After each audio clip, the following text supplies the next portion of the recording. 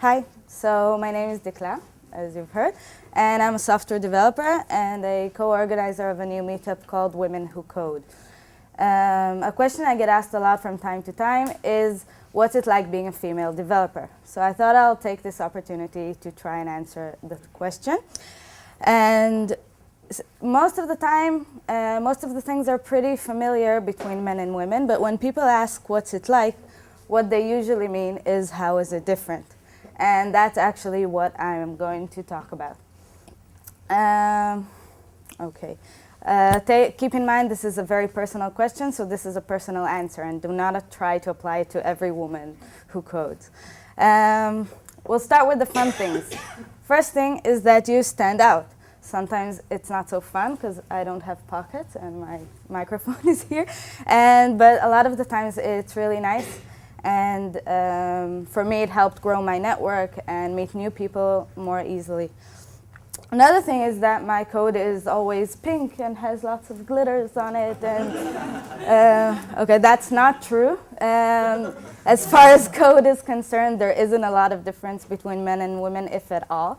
But we do have a different outlook on things, which can be a great advantage, especially if you have product input, which is rather common at startups. Or if you want to start one of yourself one day. As a female developer, you get to surprise people a lot of the time. People usually expect developers to be either male or the female version of Urkel. And that's far from reality.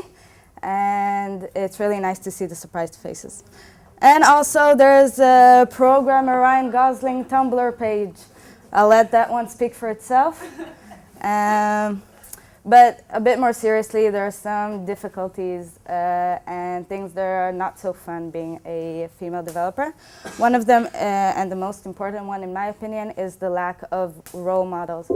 This is something that is very important to me.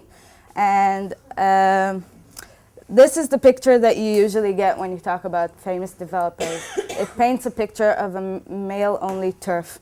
And not only does this not encourage women to get into the field, it also actively discourages them to do so.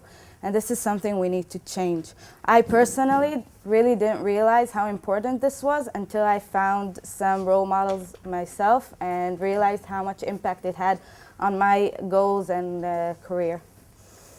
And this is something that affects everybody, not only women. A lot of the times when men don't see women who are coders, this affects how they treat, and you don't get included as much in the conversation, and that's also a problem. The imposter syndrome is a common syndrome amongst women where they don't feel like they belong or they have the ability to be where they are. And this is also a problem. Skip to why this is important. Okay, so in general, we need more developers. The economy is growing, and this is something very important. If half the community, if half the people are not encouraged to take part in that process, that's a big problem. Other than that, studies and common sense have shown that diversity equals creativity. So if we're not if we don't have more people, more women, bigger diversity, less creativity. So what to do? It's important to emphasize, I'm not trying to blame anyone, nothing like that. It's just I've never been discouraged actively to participate in technology. On the contrary, I've always been encouraged to do so. But there are difficulties we need to handle. Talking about it is a good start. Raising awareness and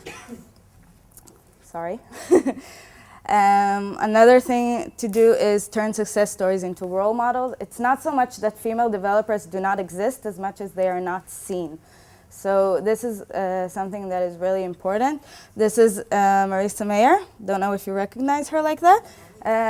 She got a lot of slack. She's the CEO of Yahoo. She got a lot of slack for this picture. I personally think it's great, and I'm sure it has encouraged a lot of women to consider pursuing a career in technology.